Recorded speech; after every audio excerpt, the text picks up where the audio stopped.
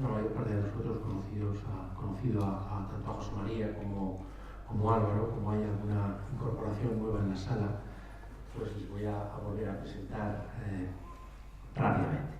José María Palencia es director del Museo de Bellas Artes de Córdoba, es conservador del museo, ha sido o es miembro de la Comisión de Patrimonio, y yo creo que ha centrado su vida de investigación, sobre todo en el arte cordobés de los siglos XVI a XX.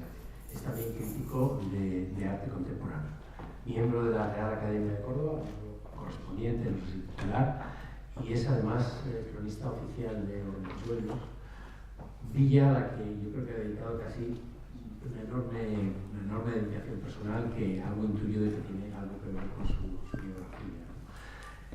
Es director del Museo de Bellas Artes de Córdoba desde 2013, y como he comentado antes, pues es autor de creo que 4 o 5 fichas de las obras que se presentan en la colección Delgado. Álvaro Pascual es profesor de la Universidad de Valladolid, es doctor europeo en Historia del Arte por la Universidad de Bolonia y doctor en Historia por la Universidad de Alcalá. Ha realizado estancias de investigación en Roma, Viena, en París, y ha trabajado también en el CSIC y en el Instituto de Fine Arts de Nueva York. Yo creo que su principal línea de investigación, como él reconoce en un autocurrículum, es el arte cortesano del siglo XVII, tanto en pintura como en escultura y en dibujo. Está trabajando en este momento en un catálogo razonado de dibujos de Vicente Carducho y preparando una exposición para la Biblioteca Nacional en torno al dibujo de Carducho. Bueno, ese es su currículum, su capacidad de reflexión y de investigación, pues ya la habéis conocido a través del recorrido que han hecho de la exposición. Y la verdad es que cuando planteábamos pues, esta actividad de divulgación en torno a la colección Delgado, fue Estrella la que me planteó, dice, ¿por qué no, en vez de pedirles, no, Estrella o Ramón, que por ahí reclama la autoría por detrás, dice, ¿por qué no pedirles, en vez de que hablen directamente sobre las fichas o sobre los cuadros, etcétera, ¿por qué no plantearles que dialoguen en torno a un temario que les sugerimos y que les dimos también abierta la posibilidad de que lo fueran modificando, con la idea de que fuera evidentemente con relación a las obras de Delgado, pero que también que les permitiera un poco debatir sobre determinados aspectos que yo creo que ahora sí que me parece que debemos hacer público, y que ellos han tenido obviamente la posibilidad de cogerlos, aceptarlos, modificarlos o pensar que lo que les estábamos proponiendo desde el museo era una tontería y que debían circular por otros caminos. Las preguntas que les planteábamos eran: ¿cómo se enfrenta un investigador a una obra inédita? ¿Qué recursos técnicos avalan actualmente el trabajo de expertizaje? ¿Qué profesiones están implicadas en este proceso? ¿Cómo han evolucionado las condiciones y las características de esta labor? ¿Cuáles son los principales problemas con los que se encuentra un investigador en esta materia? El estudio, el disfrute, la satisfacción de los logros. ¿Cuál es el estado actual de la cuestión? ¿Cuántas obras hay sin atribuir? ¿Cuál es el problema de las obras que no se pueden atribuir? ¿Cuántas obras hay mal atribuidas? ¿Por qué podemos pensar que una obra está peor o mal o mejor atribuida? Y este era un poco el elenco de preguntas que se les formuló.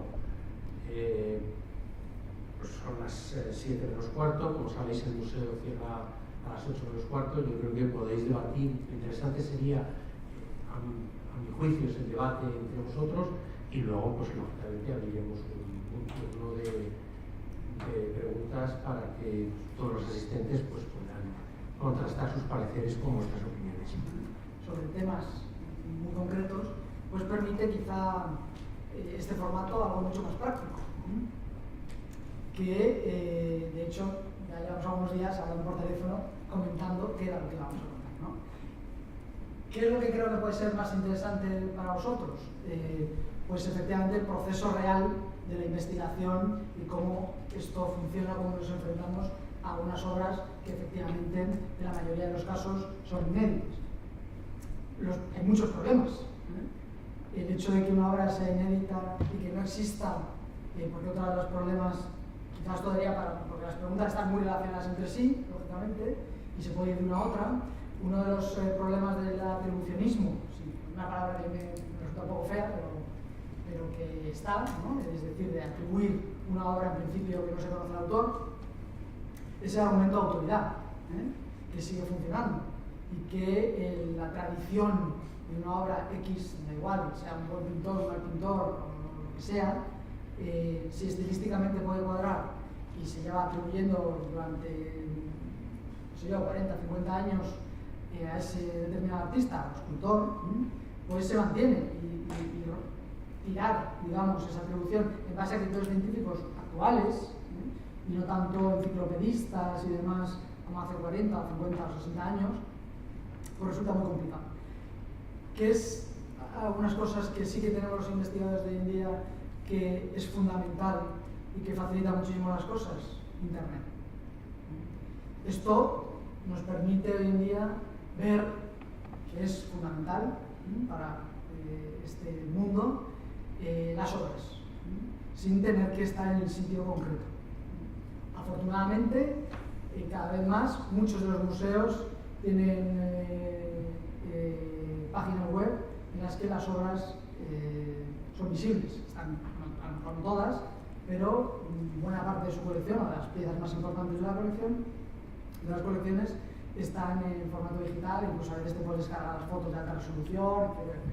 Eso permite a los investigadores casi que convertir Internet en un narrador omnisciente y tener, para poder atribuir una obra hay que mirar muchas cosas, que se parezcan, o que estén en esa época, o en ese mundo, o que por técnica, y desde luego creo que uno de los puntos a favor de esto es Internet, la posibilidad de trasladarte al museo, yo qué sé, al Rijksmuseum, a ver una miniatura de qué sé yo, que de otra manera pues, sería prácticamente imposible desde el punto de vista económico. Yo no sé, José María, qué piensa de esta reflexión sobre las facilidades que no solo desde el punto de vista de la imagen, ¿no? Porque al final nosotros trabajamos con imágenes, es fundamental, es nuestro documento principal de trabajo, al que hay que añadir, por supuesto, es deseable siempre la labor de archivo, etcétera, y la labor bibliográfica. Además, también esto nos ayuda muchísimo en Internet. Y hoy en día las bases de datos de los museos, bibliotecas, etcétera, casi todas están dadas de alta en cosas como, qué sé yo, puedes descargar los artículos de la revista Burlington Magazine de 1928, que de otra manera es prácticamente imposible encontrarlo. Entonces, eso también facilita la labor de investigación que yo me imagino hace... Incluso los gabinetes de estampas de los museos también, exacto. Internacionales, ¿no? Que no tienen que ir a Estados Unidos para verlos. Y te da la pista iconográfica, o qué sé yo, es decir, no me imagino a alguien trabajando con un fichero fotográfico, algo que parece sí, lo conozco bien, el fichero fotográfico, y eso era una suerte tener un fichero fotográfico, pero si no, alguien no venía. Me imagino, por ejemplo, cuando don Diego Angulo hizo los volúmenes de Murillo, pues aquí debió ser un drama conseguir las fotografías que muchas veces la fotografía de aquella época pues son de una calidad cuanto menos difícil de juzgar para poder atribuir una obra o no. Pues creo que eso es algo que nos facilita mucho la labor, ¿no? Esa capacidad de acceso a la información, estamos hablando de pintura, lógicamente de arte, y creo que siempre rompo una lanza por las nuevas tecnologías en este sentido, ¿no? Que creo que son fundamentales.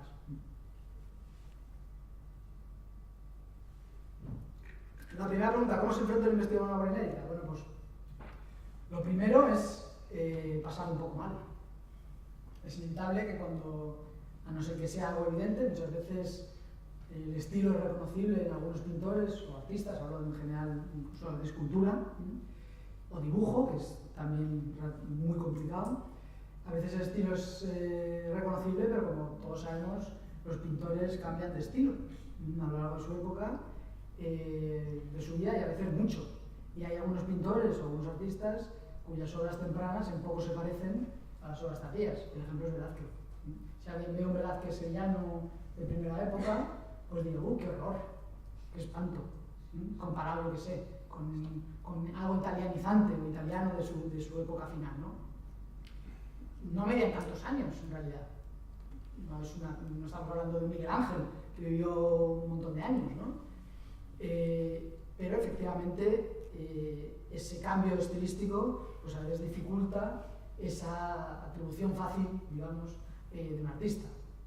Otro de los problemas que siempre ya he comentado antes es el tema de las firmas, ¿no? La firma está muy bien, siempre tenerla, pero hay que tomarla con cuidado, igual que en un documento. Siempre tendemos los historiadores a tomar el documento escrito como si fuese una verdad absoluta, cuando normalmente, y no hay nada nuevo bajo el sol, en los documentos escritos se suele mentir, sobre todo en pruebas, pienso en Velázquez, por ejemplo, en pruebas de nobleza, en cuestiones económicas, cuestiones de edad, por ejemplo, en los testamentos es facilísimo que nunca se acuerdan de la edad, dice ser de no sé cuántos años, nunca se acuerdan. Es decir, esto, como decía antes, no es una ciencia exacta, a no ser que tengas la fortuna de, por ejemplo, como ha pasado algunas veces con esculturas de la Roldana y de algún otro escultor, cuando las está restaurando, encuentran el papelito en la cabeza, o en un trozo en donde la Roldana me hizo, pues claro, a veces esto en pintura es complicado, aunque esté la firma, ¿no? Por eso, los historiadores del arte, historiadores, etcétera, creo que debemos, y cada vez estoy más convencido, trabajar conjuntamente con otras disciplinas, porque al final la historia del arte no deja de ser historia. O la historia, todas estas obras son documentos históricos. Hoy las vemos aquí colgadas, muy bien, muy bonitas, pero en su momento tuvieron una función, estuvieron en un sitio concreto para que lo viese una persona determinada. Si no, por ejemplo, se me ocurre que no podemos entender, pensando en Cajés, en Carducho, perdón, estoy un poco obsesionado últimamente con Carducho, perdonadme. No podemos entender el ciclo de Paulac, por ejemplo, no sé si habéis estado, que ha vuelto a su lugar original, es el único caso de la pintura española, desde luego, que tenemos un ciclo con 53 cuadros de 3 metros de alto por 3 metros de ancho, imaginaros, que está in situ y que se conserva entero prácticamente, salvo un par de cuadros. Esto es inaudito, la pintura española y casi la pintura mundial, inaudito. Pues claro, si tenemos la suerte de tener los cuadros y el lugar para que se pintaron, pues ahí es donde cobran sentido.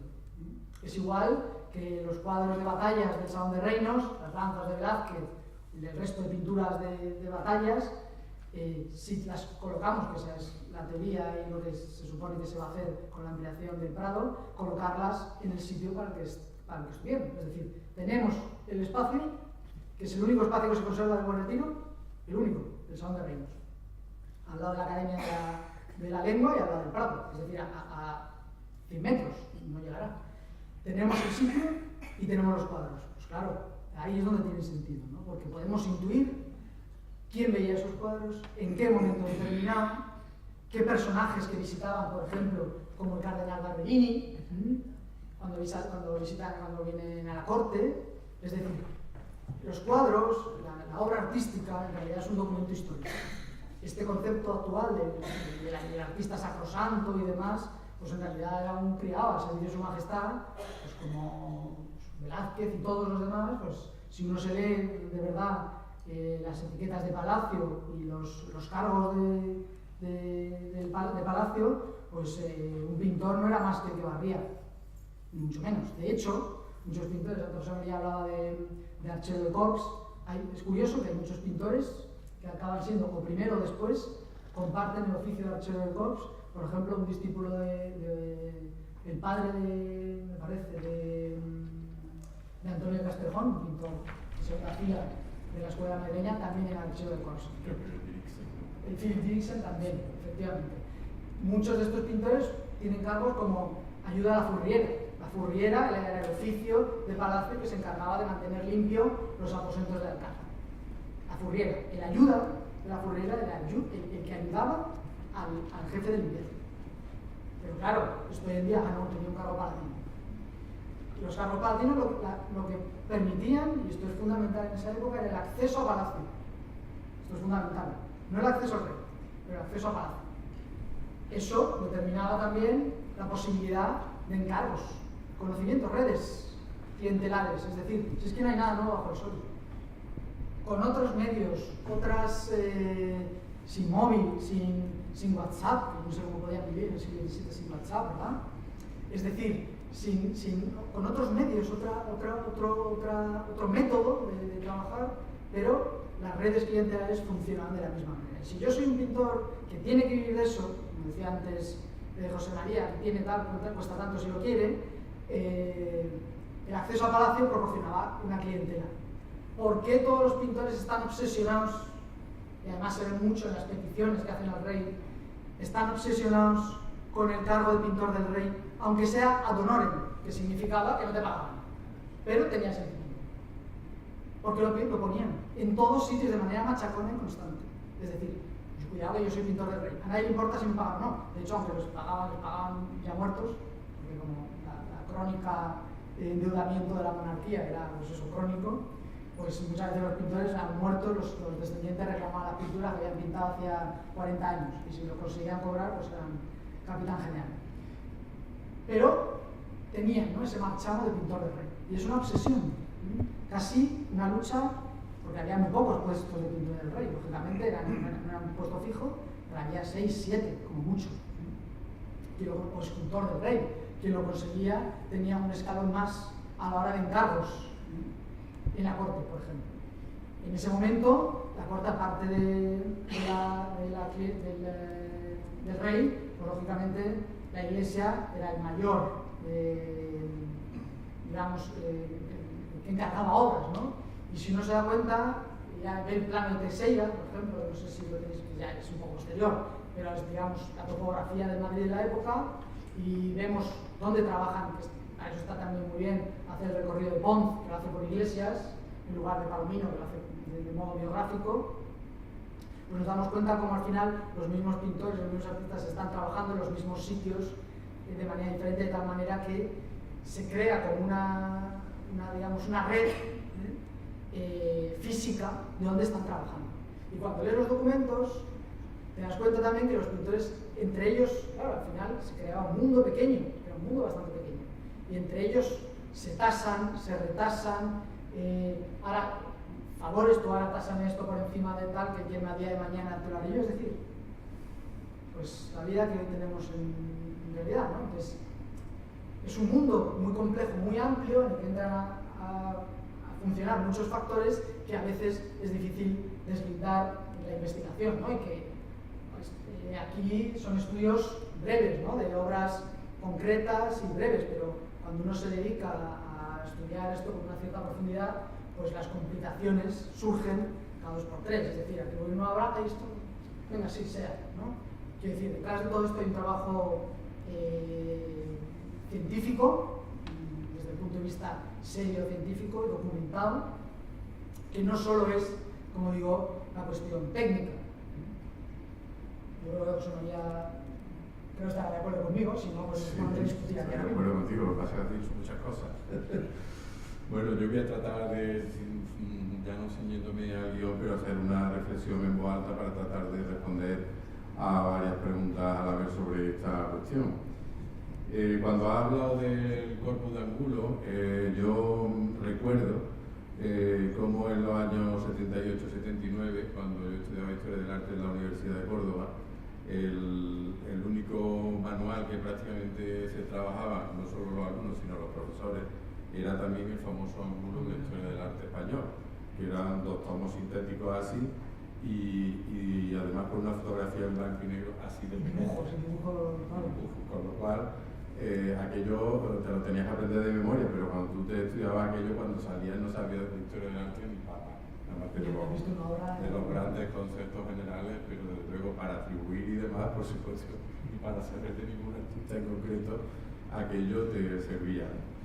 Pero fruto de esa generación, de esos años, pues hubo luego en España una generación de profesores y demás que yo les llamo de los científicos, porque no se creían, no atribuían a ningún artista nada, porque si no aparecía el documento que demostrara que esa obra era así, ¿no? Con lo cual, como también en ese momento ya los archivos estaban prácticamente agotados, porque ya se habían hecho compilaciones de, vamos, que la mayoría de los archivos estaban ya, por lo menos en Córdoba, esquilmados por distintos investigadores y al final lo único que habían servido era, en todo caso, para reconstruir biografías, pero no para aumentar los corpus o las nóminas de los artistas, ¿no?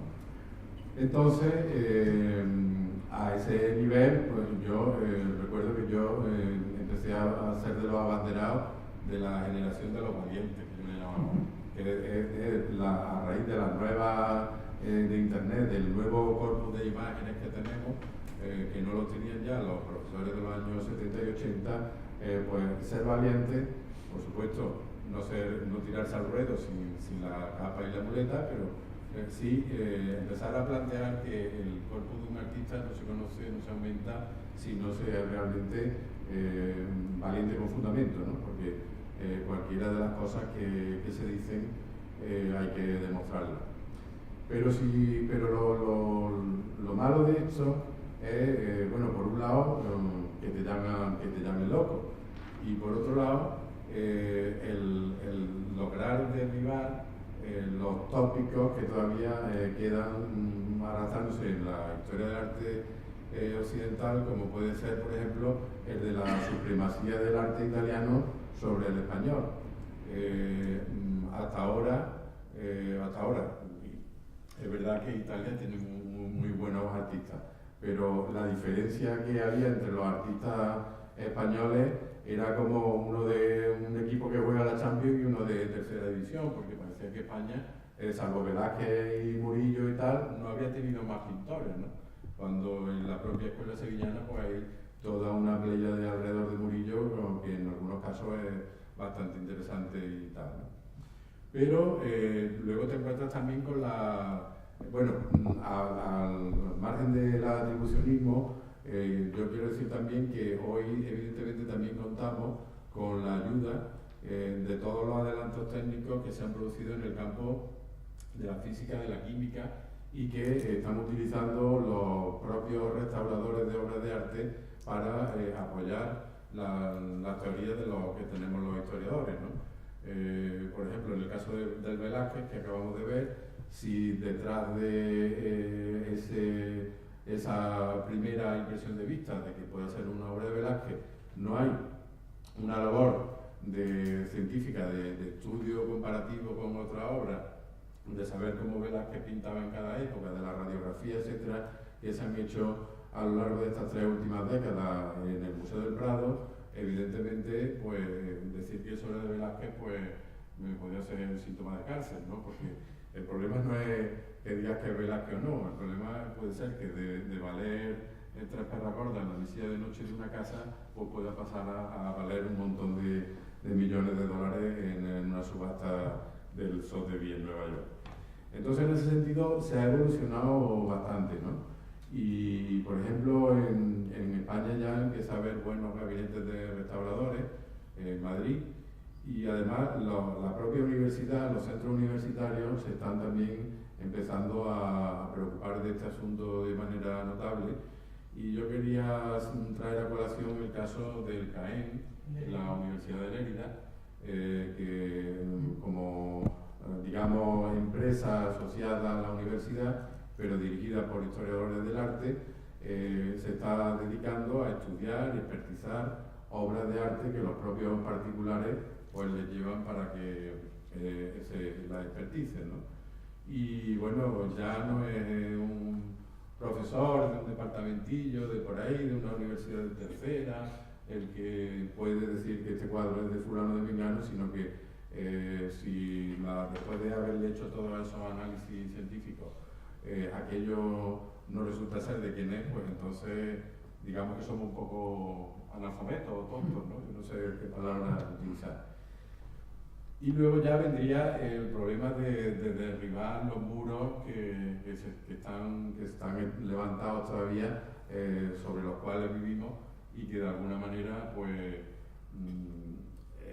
con descubrimientos nuevos, hacen que tiemblen los cimientos de mucha de la historia del arte español, ¿no? Yo traía un caso concreto, que luego si queréis lo hablamos, pero voy a hablar de otro que está por ahí todavía crujiendo y que puede ser que en los últimos años nos empiece a dar que hablar dentro de poco. Es el caso de las pinturas negras de Goya, donde recientemente ha aparecido una obra en Francia que complementa, es la obra que faltaba en la Quinta del Sordo. Es el compañero del perrito, del famoso perrito que aparece por allí por la montaña, y no es ni más ni menos que el mendigo, cuyo perrito era acompañante del mendigo, ¿no? Bien, esto no solamente plantearlo, no solamente hace temblar la sala de las pinturas negras de Goya, es que hace temblar la propia historia del arte español y los propios cimientos de la filosofía de lo español, ¿no? Como sabéis, está ahí muy contenida en toda la dialéctica que plantea Goya entre conservadores y liberales, entre la propia dinámica de la historia de España que vivimos constantemente, ¿no? Y bueno, ahí ya, concretamente yo he escrito un artículo sobre eso y no me lo han publicado, no me lo han querido publicar, porque no hay todavía, se tienen que convencer otras personas más, que son las que controlan los medios de la revista, los medios de comunicación y tal, para poner sobre la mesa un bombazo de este tipo al que muchas veces no se le hace caso. Me refiero con no se le hace caso, por ejemplo, en el caso del Coloso de Goya, que acordáis que también del Prado, no sé si fue la propia Manuela Mena, dijo que eso no era una obra de Goya, y luego pasó desapercibido, no se ha vuelto a dar, y yo creo que no interesa a determinadas personas no moverlo porque no se ha hecho un simposio sobre esas discusiones, donde los principales expertos en Goya debatiesen y pusiesen sobre la mesa ese tipo de cuestiones tan importantes como descalificar o sacar de la nómina de Goya una obra como El Coloso, que siempre se ha dicho, ¿no? O La lechera de Burdeos o algo así, ¿no? Entonces hay en el mundo del arte muchos intereses creados, ¿no? Y es muy difícil, porque muchas veces no se acaban incluso los propios historiadores en poner de acuerdo sobre esta cuestión, ¿no? Luego, si queréis, si no habla mi compañero, pues os puedo contar el caso de la Magdalena del Granadillo. Eso hablaremos cada uno de un caso particular que se asoció justo además con la colección. Estoy muy de acuerdo con José María en el tema de publicaciones y congresos. Es una de las dificultades de nuevas obras, que hay que crear, digamos, post, ¿no? Que la gente se tiene que convencer. Más allá de lo científico que uno pueda ser y de los argumentos de peso que uno pueda dar, siempre va a haber argumentos en contra. Como casi nunca tenemos el contrato o el documento que diga exactamente, porque a veces los documentos, ya lo decía antes en la exposición, que muchas veces es difícil identificar una obra con algo que se cita en el inventario, porque para empezar las descripciones son someras, porque no interesa la descripción sino el precio. Las medidas, por supuesto, se han podido alterar muchísimo, y por tanto eso es complicado. Es verdad que la labor de archivo hay que seguir haciéndola. Por ejemplo, que es muy coñazo, digámoslo así, y muy aburrida, puede ser los protocolos, que es donde se asentaban los contratos de los pintores, porque muchos de ellos, aparte de trabajar para el rey o lo que fuese, trabajaban para privados, iglesias, etc., y esos contratos se asentaban, ¿no? Eso hay que seguir haciéndolo. Pero es verdad que, por ejemplo, y lo veníamos antes hablando, mientras veníamos hablando, que las novedades de las artísticas proceden todas en alguna u otra medida del mercado. Es decir, alguien en algún momento tiene que tener esa cierta valentía para comprar una obra, sepa o no. El caso de la colección del lado es un ejemplo muy característico, en donde el coleccionista tenía la intuición de que había algo interesante, que era algo bueno, pero sin saber exactamente el qué.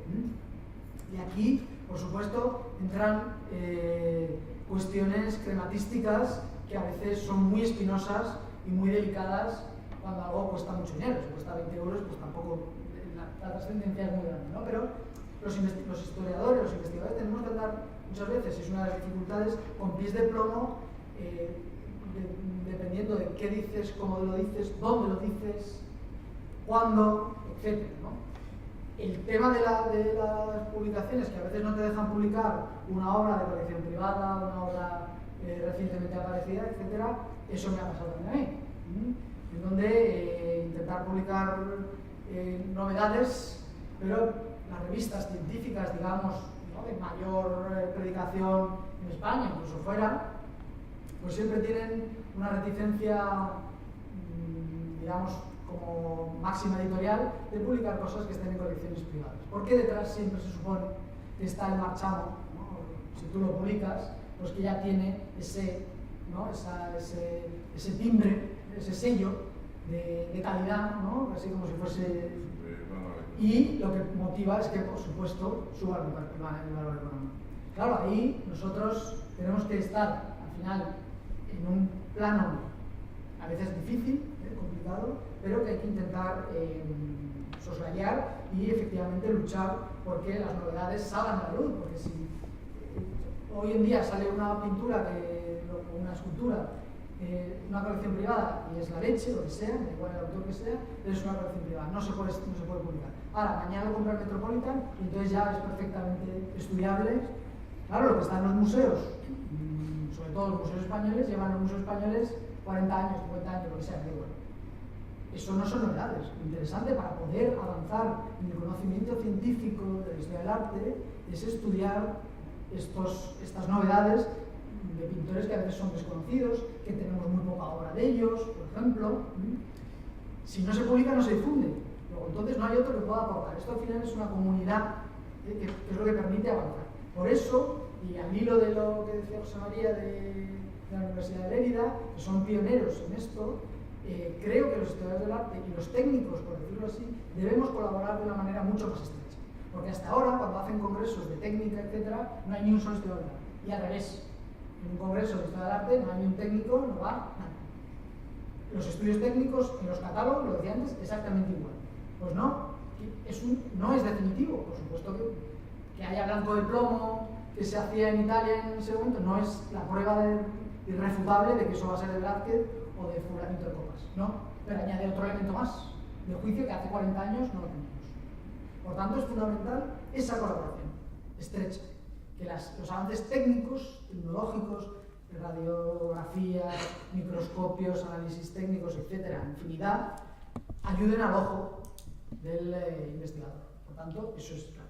Hablabas otra cosa, el tema de los congresos. Esto es otra cosa que se repite generalmente en historia del arte, que los congresos se hacen para repetir más o menos lo mismo. Es así. Es decir, siempre los congresos son para novedades y allí novedades casi siempre poco. ¿Por qué? Me imagino, un joven investigador que está empezando y que ha encontrado, qué sé yo, ya ser un Goya, ya ser ya un poco o un Velázquez, y vaya a presentarlo delante de los catedráticos que son los que van a juzgar la tesis, etcétera, etcétera, pues sinceramente es una cosa espinosa y complicada. ¿Qué es lo que un simposio, un congreso, una reunión científica, llamémosla como quiera, aportar novedades? Una experiencia que tengo y ahora quiero, en el año que viene, hacer un congreso en Valladolid sobre novedades. Es decir, que no invitar al catedrático al que todo el mundo invita porque es el catedrático que lleva repitiendo la misma cosa durante 30 años, porque ya me lo sé, ya lo he leído 40 veces en mis libros, sino intentar abogar por intentar abogar por esa valentía que tiene que estar fundamentada. Claro, si eres un loco que dices barbaridades, pues tampoco, pero si tiene un cierto fundamento, una cierta justificación, pues por lo menos discutir, no chillar ni decir que tú no tienes ni idea y que eres un loco, no. Discutir es intercambiar opiniones de por qué puede ser y por qué no. Porque eso, si yo una cosa no la veo y ahora José María me dice, pues fíjate que a lo mejor esto, pues a lo mejor tengo que mirar esto otro porque... Y es la forma, no la historia del arte que hemos vivido, todavía yo, aunque soy más joven, de individualismo brutal y casi como si un artista o una época o una región fuese una única persona que lo ha estudiado y nadie más puede estudiarlo, como si eso fuese el Santa Santorum, ¿no? Es decir, esto hoy en día, en este mundo globalizado, etcétera, pues quizá lo que hace avanzar el conocimiento y todas las disciplinas que la historia del arte, desde luego, es la colaboración, no la competencia. La colaboración entre personas y entre disciplinas diferentes. Y eso es algo que cada vez que voy investigando más o a lo largo de mi carrera me voy convenciendo cada vez mucho más de esa necesidad. Es difícil, soy muy consciente de que es difícil, y por cierto, había hablado con estos, con Miquel y con Chimo y tal, para intentar hacer alguna cosa, un seminario, un congreso, lo que sea, conjunto, en donde se pueda, ¿no? Hacer ese encaje que creo que es fundamental para el estudio de la historia del arte, y el ejemplo de la colección Delgado creo que es un ejemplo a seguir a este tipo de cosas, ¿no?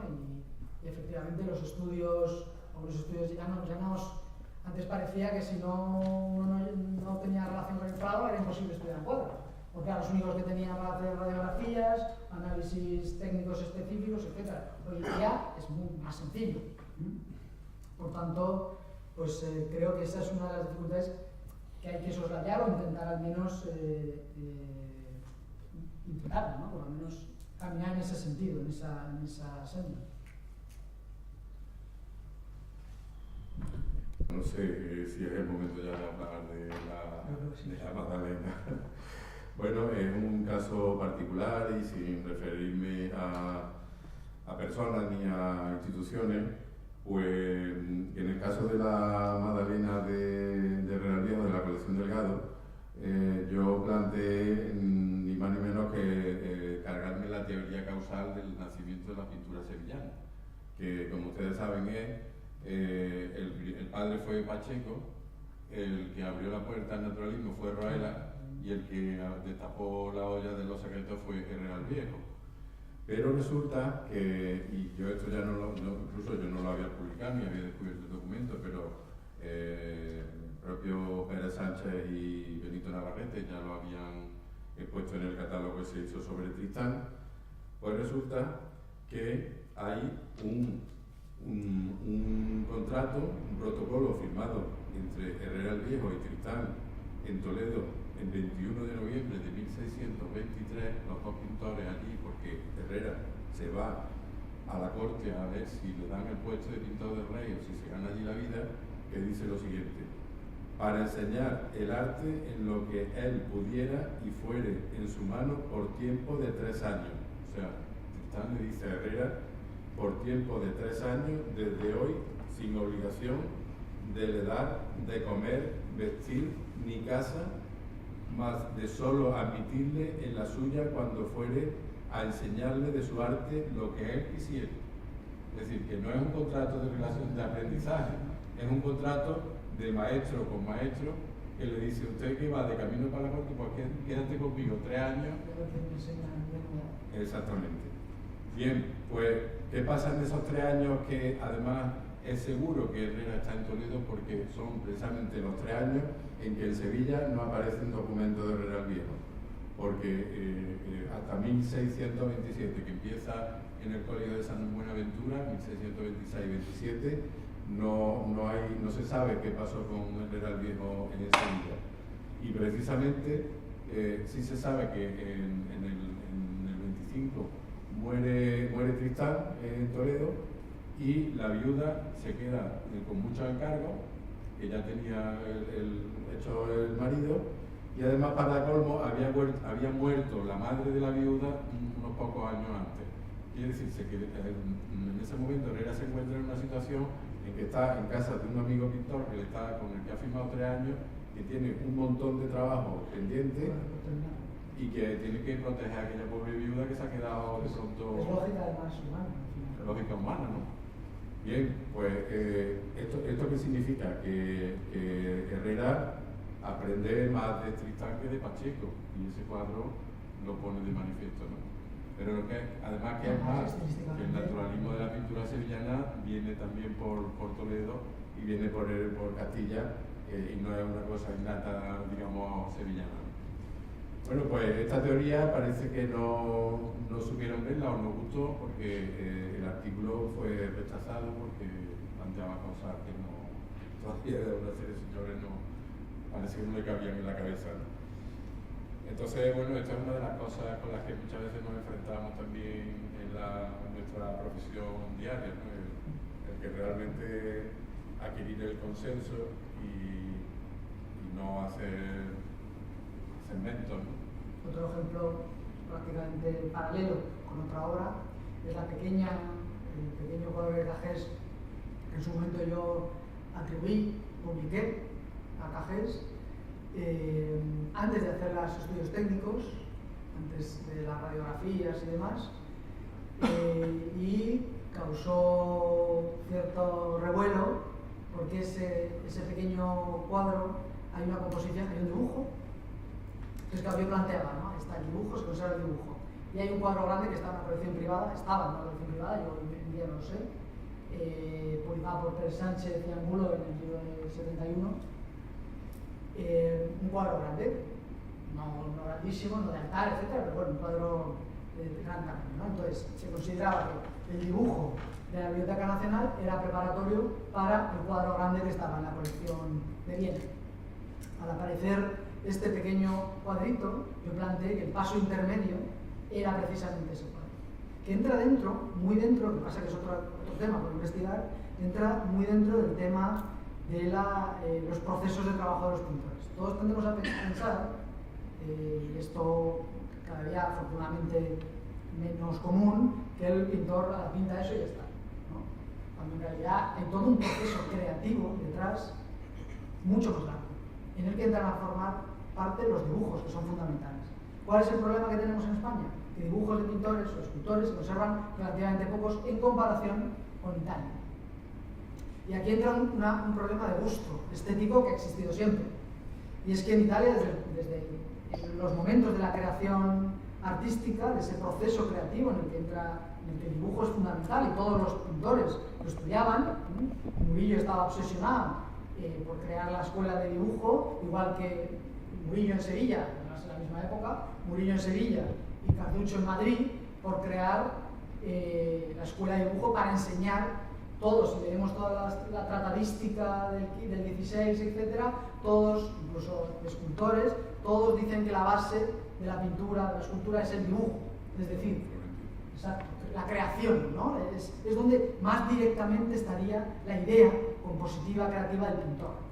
Porque muchas veces en los cuadros los pintores ni los acababan. Esto es otra lucha que yo tengo constante con revalorizar los soldadores.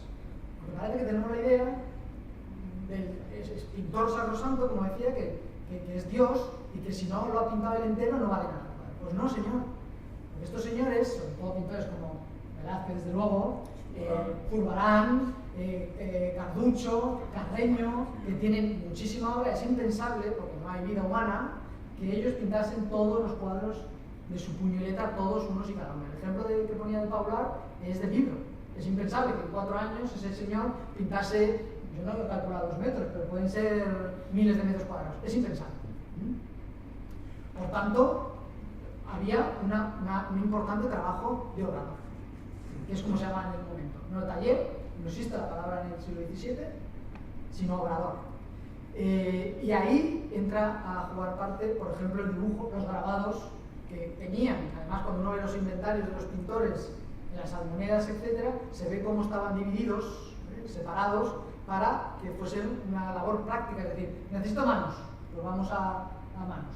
Necesito estudio de paños, pues a la carpeta donde están, ¿no?, los paños. Entonces vas componiendo. Y es muy llamativo ver que en todas las almonedas de los pintores, cuando mueren, etc., ¿quién va a comprar cosas? Por los propios pintores. A la Carducho, se hincha a comprar cosas tan nimias, aparentemente, como brochas,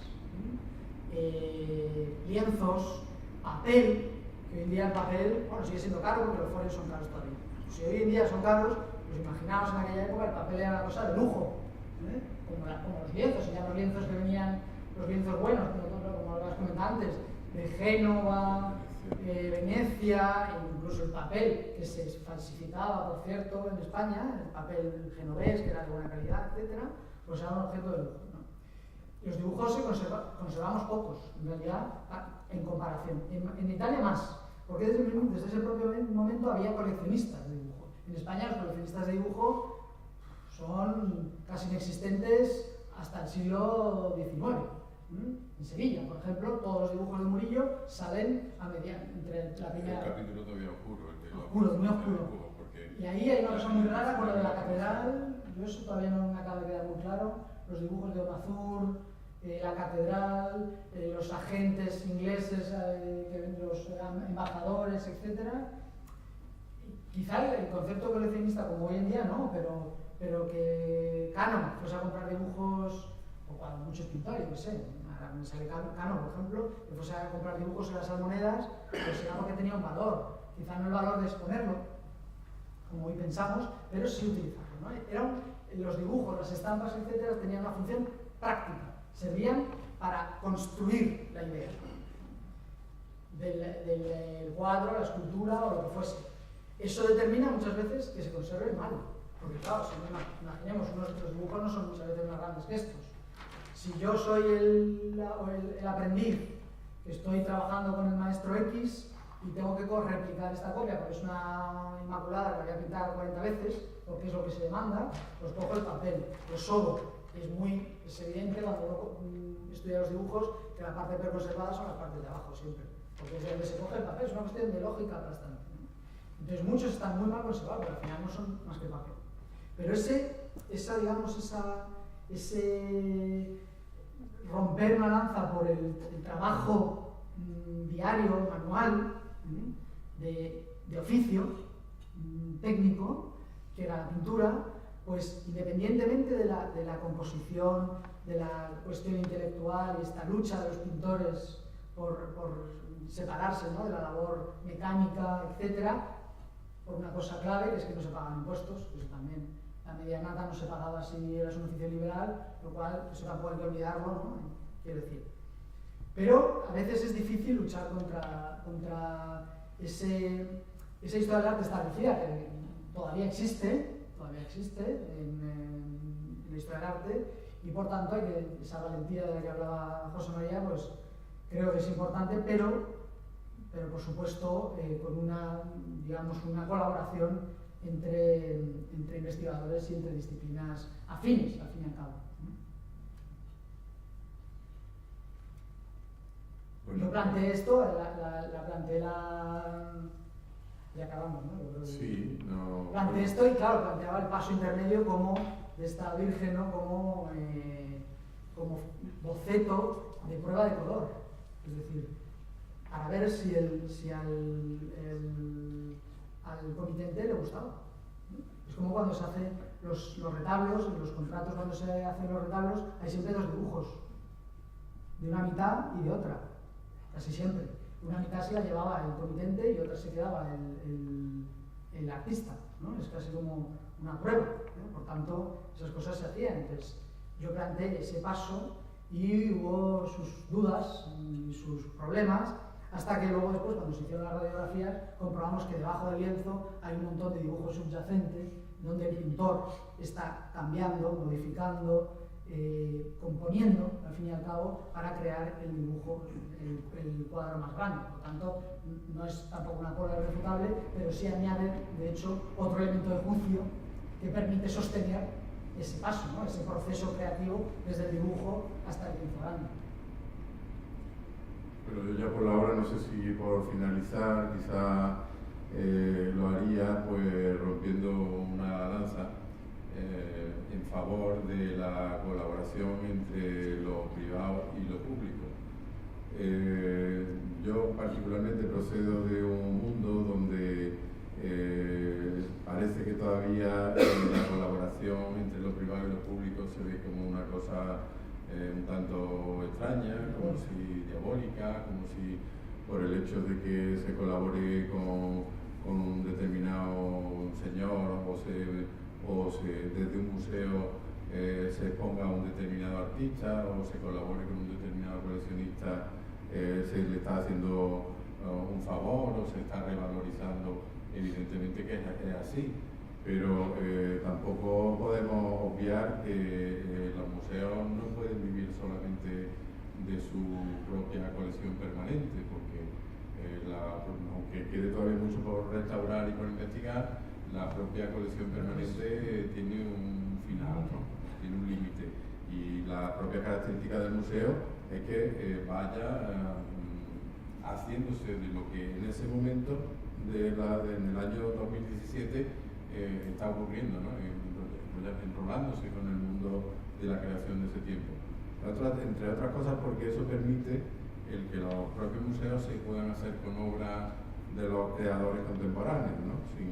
O de los coleccionistas contemporáneos, sin que en el futuro cueste más dinero de lo que cuesta en el presente. ¿Sabes lo que quiero decir perfectamente, ¿no? Entonces, en ese sentido, agradecer públicamente y ponerlo de manifiesto el acierto, en este caso del Museo de Valencia, de haber expuesto la colección del Gala. Me parece que es una apuesta valiente y que se debe de continuar haciendo, porque no debemos de olvidar que la historia del arte se escribe de la colaboración entre lo privado y lo público, porque ninguna biografía ni ninguna nómina de ningún artista está hecha a base de diseccionar esas dos partes, sino precisamente de unirlas. Y con esto creo que lo he dicho todo, ¿no? ¿Alguna pregunta, curiosidad? Bueno, daros las gracias por vuestra aportación y tal, es muy interesante. Yo creo que uno de los temas más difíciles que os plantea la atribución es lo que habéis apuntado de los talleres. Es decir, Velázquez, por ejemplo, tenía un taller en el propio Alcázar, ¿no? Así a bote pronto de memoria sé que trabajaron con él Martínez Mayo, su hidalgo, Mazo, Juan de Pareja, temporalmente, que le enseñó a pintar él, que era su criado en Roma, y temporalmente Alonso Cano, incluso.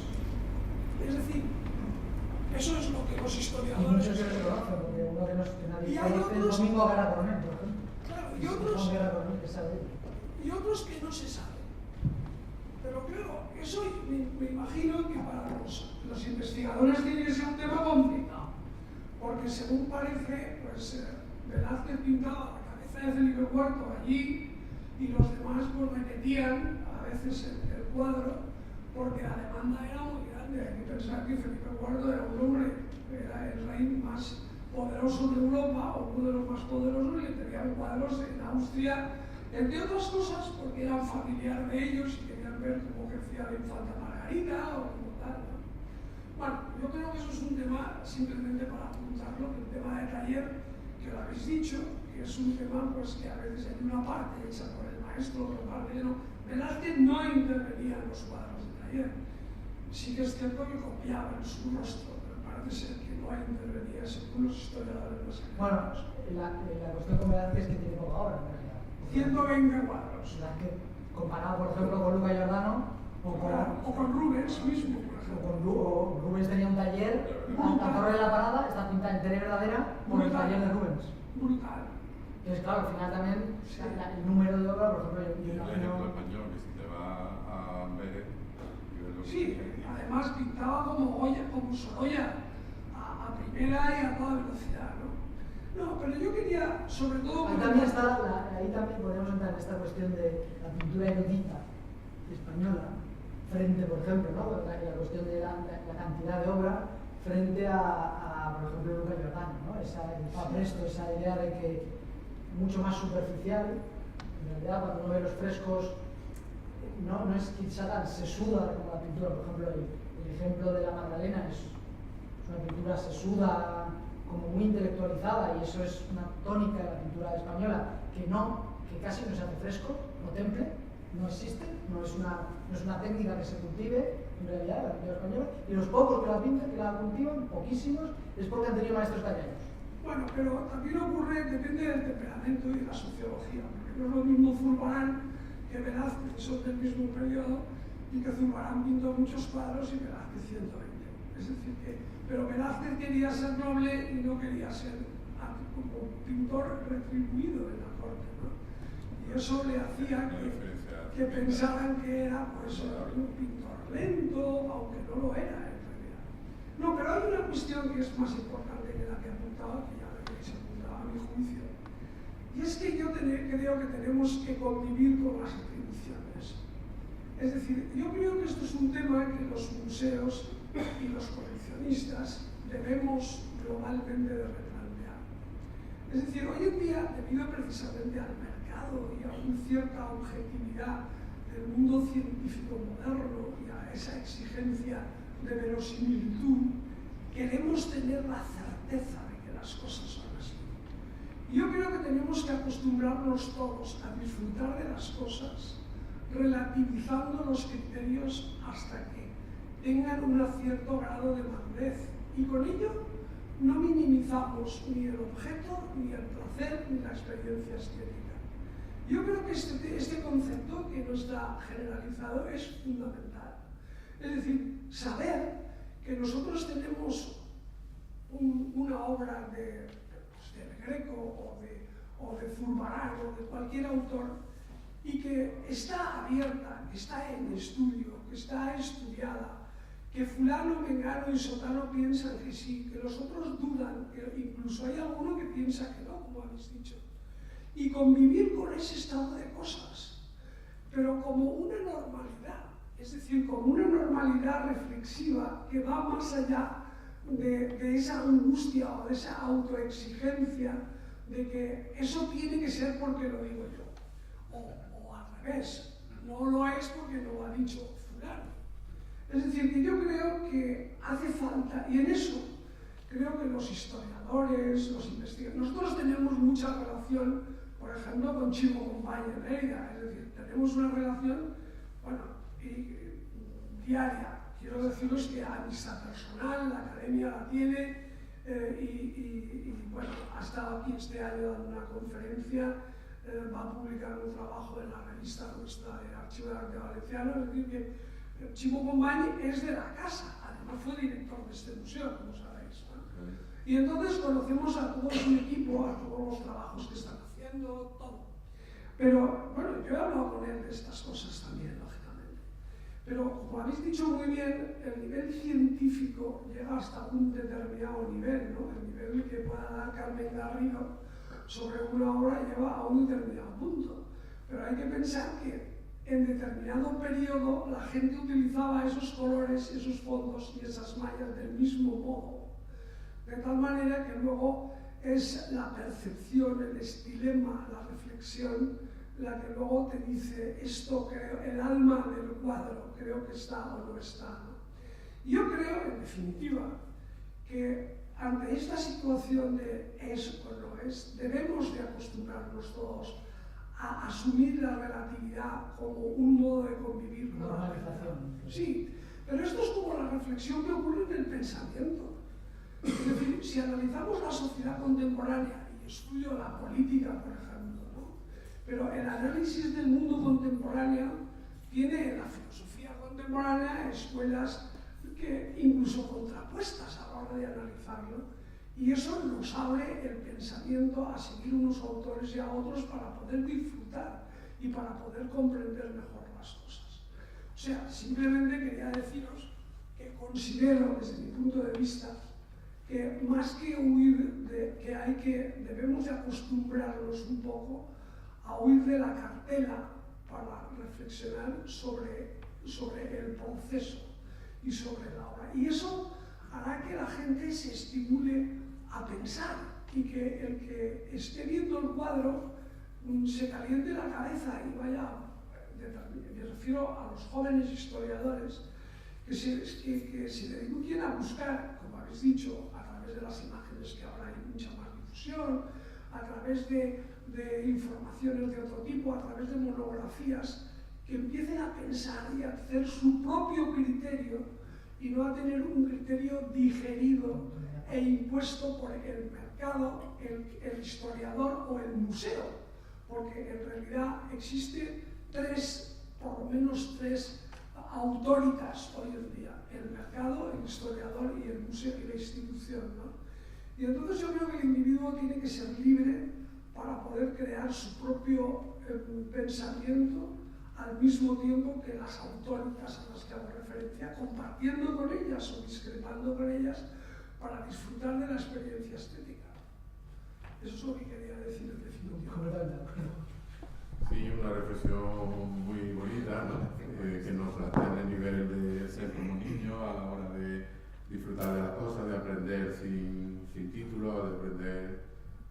Estoy completamente de acuerdo. La normalización de Pero claro, el problema que es que al conductor del autobús no le puede usted decir que conduzca con la mano atrás, porque si su profesión es conducir, en este caso la profesión del historiador del arte es hacer la historia, evidentemente es más fácil que caiga en las redes del atribucionismo.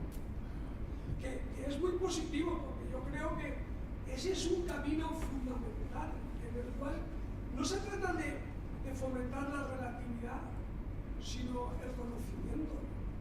Es decir, no se trata de decir, vamos a relativizar como objetivo, no. Se trata de ir avanzando en el conocimiento, pero siempre con la red de la relatividad debajo, para no pegarnos un trastazo y caer, ¿no? Porque además, cuando uno sabe que relativiza, aunque esté afirmando con cierta coherencia ideológica, va más seguro, porque no se hace autodisciplina, no se hace autocensura, sino que al relativizar el argumento, pues es más libre que cuando uno tiene que afirmar de una manera taxativa y entonces dice, esto no lo digo porque me da miedo, ¿no? O sea, que yo creo que es mejor. Eso lo habéis vivido vosotros. Sí. La palabra, ¿no? Nos queda poco tiempo. Claramente sí. La señora iba a preguntar. No, yo creo que se me puede oír bien porque tengo la voz potente, pero en fin, a mí me ha surgido una duda cuando se ha hablado de las fuentes de información ante una obra desconocida, que no se haya hablado del propio coleccionista y de los distintos escalones del mercado, porque yo entiendo, quizá por desconocimiento, que tiene que haber cierta trazabilidad, aunque no sea desde el comprador hasta el autor, pero sí cierta. Es decir, desgraciadamente, no hay en absoluto hay veces que sí, información un por cuadro parte tiene una de... colección conocida, que eran nobles de no sé quién, que se puede trazar con una colección conocida. Bueno, en este caso, si me permite, en el caso de la colección Delgado es que el coleccionista es de una manera muy específica, porque normalmente estamos acostumbrados a ver las colecciones de los magnates, de los adinerados, de los que compran por invertir porque el dinero les sobra. En el caso de la colección Delgado creo que estamos hablando de otra cosa diferente, porque normalmente esos señores encargan a otros que les compren los cuadros porque los quieren en definitiva para disfrutarlos y para conservarlos, pero concretamente el dueño de la colección Delgado es un historiador del arte y compra de una manera mucho más altruista. De hecho, el hecho de prestar los cuadros a los museos y tal entra dentro de esta, digamos, faceta filantrópica que tiene, ¿no? Y normalmente la mayoría de estos cuadros no han salido en subasta atribuidos, sino que han sido descubrimientos del propio coleccionista, que como digo es historiador del arte y que tiene buen olfato para saber dónde tiene que invertir en ese sentido, ¿no? Pero no es una colección que está hecha para disfrutar o para invertir el dinero que te sobra, sino que de hecho muchas veces nos comenta a los dos, ay, pues mira, estoy tieso porque el otro día tal y a lo mejor no tengo para ahora tomarme una copa o invitarme a cualquier cosa, pero voy a comprar un cuadro, ¿no? Entonces eso habla muy bien de su manera de ser y de esa cuestión atípica que está detrás de la colección Delgado, ¿no? En cuanto a la procedencia, que a lo mejor es lo que preguntas, la procedencia de los... esto es, la casuística es casi infinita. Hay veces que se puede rastrear y otras veces es prácticamente imposible. O sea, a veces puede rastrear a la familia, pero basta que ese cuadro haya sido recortado, porque esto es otra cosa que parece que si no coincide las medidas no puede ser. Lo cual es una cosa bastante ridícula, porque si había que decorar un salón X, se cortaba, se añadía y se hacía lo que el concepto de sacrosanto también de hoy en día, de conservación, en el 16 y en el 17 es muy cuestionable para nosotros, pero tenía su sistema. Entonces, claro, a veces, a no ser que tengas una marca, un documento X, pero generalmente esto no suele pasar, desgraciadamente, no es tan fácil. En las subastas, por experiencia propia, sé que no hay Bueno, hasta menos. Nadie te informa de la procedencia de las, bueno, en mi caso de las pinturas. A veces insisto, pues porque a mí me interesa, evidentemente. Pero esto es probablemente una cuestión del propietario, ¿verdad? Claro, Aquí los factores y los actores que entran en juego son muchos. Entonces, claro. Parece mentira que un huevo de gallina se sepa todo y de un cuadro no se pueda saber nada. Pero es que No se han establecido mecanismos. No. No se han establecido mecanismos todavía para que las cosas cambien. es que la trazabilidad puede estar rota desde el principio. O puede ser un cuadro de taller y haberlo comprado un noble a otro. Es que desde el primer momento de que una obra de arte fue hecha con otro sentido muy distinto al que nosotros hoy tenemos, ¿no? Porque antes se hacía de una manera como más altruista, no se firmaba, no era una obra de arte, era una obra de taller que procedente de una persona que era un artesano, que no era un artista, entonces ahí el concepto cambia, ¿no? Si no, todos los cuadros estarían firmados y todos los cuadros y todos los artistas sabríamos perfectamente que lo hicieron, ¿no? Si había palabras, Sí, este señor de aquí, ¿no? Sí, yo quería volver un poco a lo que comentaste sobre las novedades, que a mí personalmente me parece fundamental prestarles atención y por delante personal, como digo, creo que hay que tenerlo muy en cuenta y es muy de valorar. Pero, claro, cuando uno dice algo, lo tiene que probar y lo tiene que demostrar. Y si no, está uno mejor callado. Y cuando eso no es posible, tampoco vamos a parar ahí la historia del arte, como decía el presidente. Las atribuciones tienen que seguir. O lo que se llama una redacción correcta. Es decir, uno dice que puede ser, puede no ser, o lo que sea. Y ya está. Y a nadie le gusta caer o cometer errores, pero de los errores también se aprende. Y aquí en Valencia hemos tenido, seguro que los que están aquí muchos se acuerdan, unas atribuciones, por ejemplo, a la autoría de la serie de la expulsión de los moriscos, donde pues sí, será de este, será del otro, muy bien, hasta que llegó Jesús Villalmanzo y encontró los documentos en el archivo del reino y todo el mundo a callar. Y no pasa nada. No hay tampoco parcelas que estén reservadas a nadie, ni a grandes capitostes como Alfonso Pérez Sánchez, ni a Nicolás Espinosa, ni a nadie. Todo el mundo puede decir y hablar de lo que quiera, pero, como dice Arguiñano, con fundamento. Y me consta que Alfonso Pérez Sánchez estaba encantado de que alguien lo corrigiera, porque le servía para aprender y para contribuir al avance de la historia del arte. Sí, pero desde luego cuando uno intenta publicar algo, lo hace con fundamento. Cuando uno manda a una revista científica, estoy pensando en cualquier revista, de los departamentos, o Goya, Archivo Español de Arte, Burlington Magazine, cualquiera, no digo, bueno, uno lo manda con cierta, para eso es un oficio también el nuestro, con cierto, digamos, rigor. El problema es que si la línea editorial de la revista X es no publicar novedades que estén en colecciones privadas o que tengan sospecha de mercado detrás, pues claro, ahí ya uno puede decir mucho con fundamento lo que quiera, que va a ser que no. A mí me ha pasado. Algunos de los cuadros que están aquí en la colección de lado, inéditos, incluso firmados, en cajés, no quisieron publicarlo. Pero las revistas de prestigio leen los artículos y existe lo de los pares.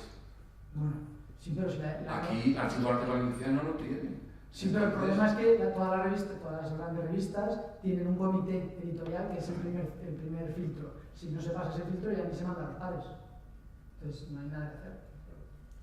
Y bueno, Si el comité decide que la línea editorial es no publicar cosas que estén, pongámoslo de máxima, ¿no? No se publica nada que esté en colección privada. que bueno, concretamente te refieres a la revista Goya durante algún proceso. Y archivo no publica nada. En determinado Depende de quién sea, también es verdad que depende de quién sea. El director que hayan tenido en ese momento de la Fundación Lázaro, que hayan marcado las directrices. Pero a mí me ha ocurrido del Consejo Superior. y tenemos ahí un cajés firmado. Y bueno, si es unos cajés, yo ya me pego con quien sea. O si un cartucho o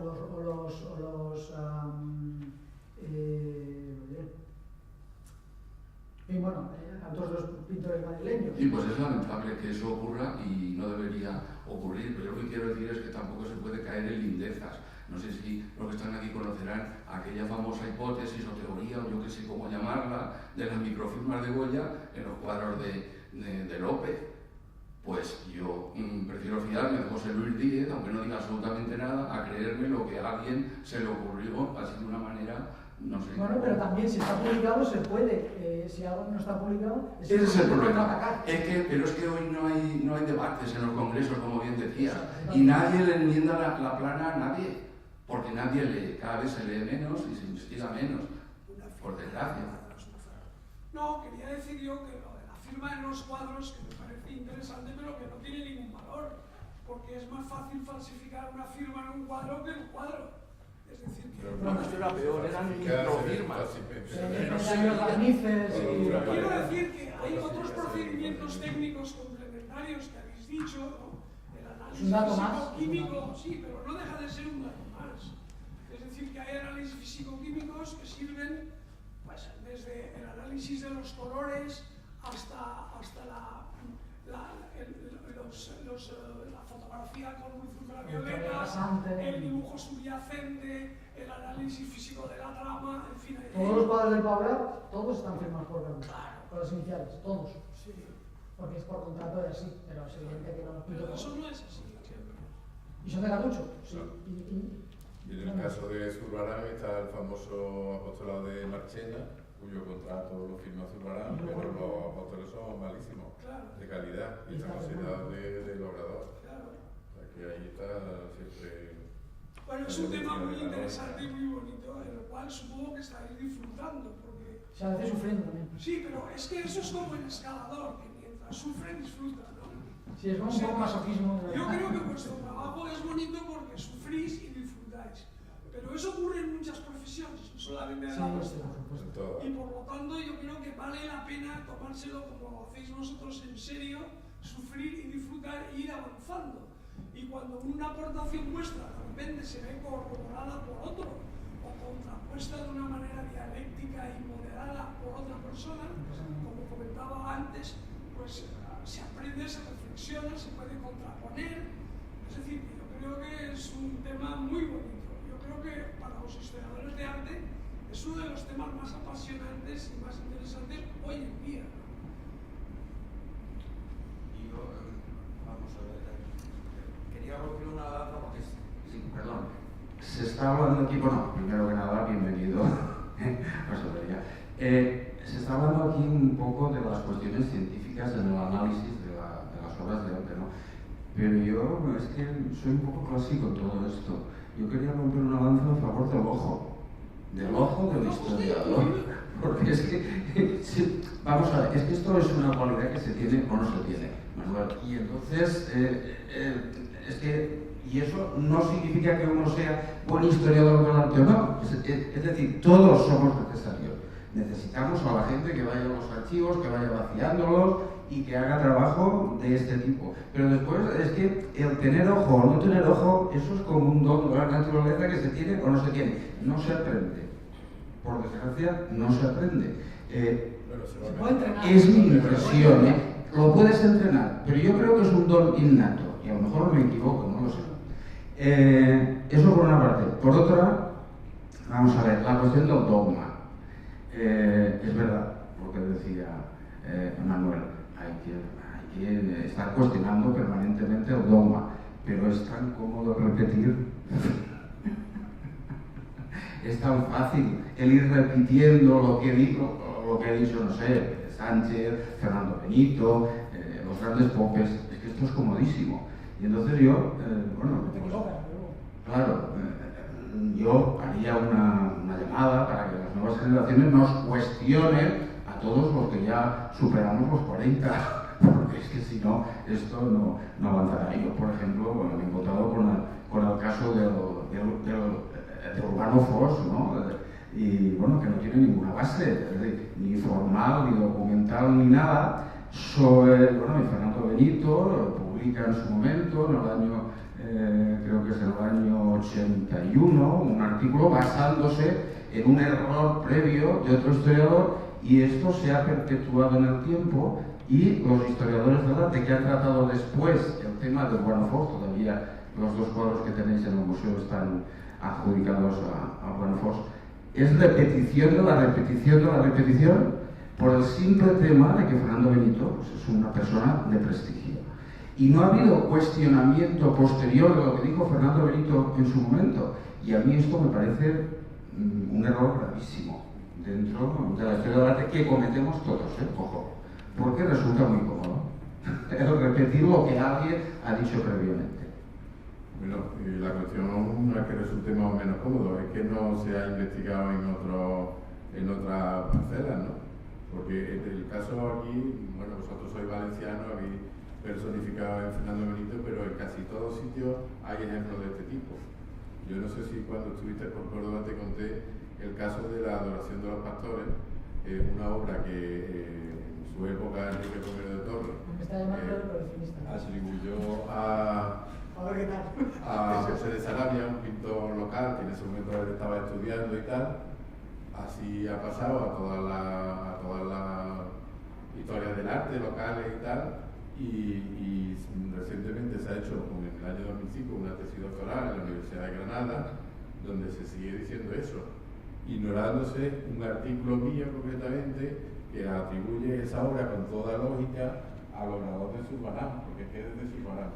Y además que todo parte de que un señor dijo que estaba firmada y fechada, y no está firmada, está fechada, pero confirmada. Por no ver las cosas. Claro, pero que se haga una tesis doctoral ignorando una aportación y sin por lo menos decir que fulano dijo tal. Claro, bueno, tan culpable el director como asesinando, ¿no? Pero muchas veces es por desconocimiento.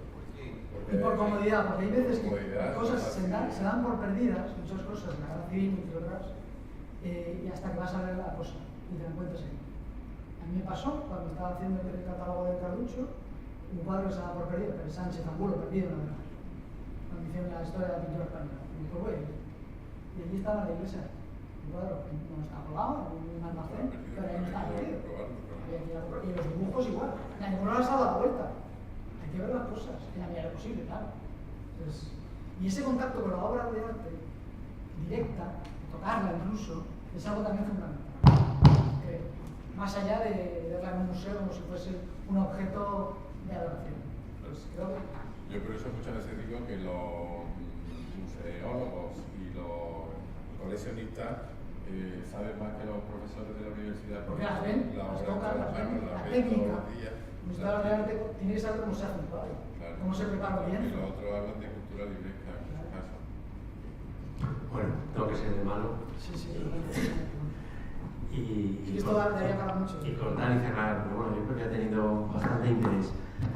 Y la verdad es que, agradezco vuestras palabras y sobre todo la reflexión que habéis hecho sobre la relación entre las colecciones privadas y los museos, porque obviamente cuando se tuvo que tomar la decisión de colgar la colección Delgado, pues no éramos ajenos a la controversia que se puede evidentemente generar y que además como controversia me parece absolutamente lícita del papel que puede jugar una institución pública, en cierta medida, no me gusta la palabra legitimando, pero en cualquier caso sí poniendo en evidencia la existencia de obras, de atribuciones hasta ahora inexistentes y todo el complejo proceso que puede suponer que esas obras a partir de un determinado momento tengan una atribución más o menos firme. No se trata de ese debate, pero sí de el aporte de valor económico que puede atribuirles el que estén durante un determinado tiempo en un museo. Bueno, en un museo público además, ¿no? En ese sentido, pues después de valorar todos los elementos a favor y todos los elementos en contra, desde el museo optamos porque la colección Delgado estuviera aquí con todo lo que ello podía suponer. Precisamente por la aportación hacia el conocimiento, por la aportación hacia la completación de los corpus de determinados pintores, o incluso la presencia de pintores, en algunos casos, ajenos a lo habitual que se encuentra en las colecciones españolas. Bien, simplemente quería dejar patente un poco la postura del museo que, lógicamente, en aquel momento pues, debatió y tomó una decisión, espero que acertada, en un determinado sentido. Os agradezco muchísimo el esfuerzo de venir desde Valladolid y desde Córdoba. Yo creo que ha sido una sesión interesante al principio en vuestro recorrido por la exposición e interesante ahora en este diálogo que hemos mantenido y en el que yo creo que desde el público se ha participado con interés y se ha seguido, ¿no? Yo creo que de los que estábamos todos al principio, no se ha ido nadie. O sea que eso es mérito vuestro. Y bueno, además de agradeceros, pues anunciarles a todos ustedes que el 26 de octubre, jueves, habrá una intervención de David Gemilio, que es otra de las patas que ha estado en esta apuesta de la colección Delgado, sobre precisamente este tema y las relaciones entre las colecciones privadas y las instituciones públicas, con lo cual podremos ver también la visión que hay desde los museos, desde otros, exactamente. La donación de los museos, ¿no? Que es fundamental, ¿no? Muy bien, de acuerdo, pues nada, muchísimas gracias por vuestra presencia, por vuestra atención y muchísimas gracias a vosotros por vuestro esfuerzo.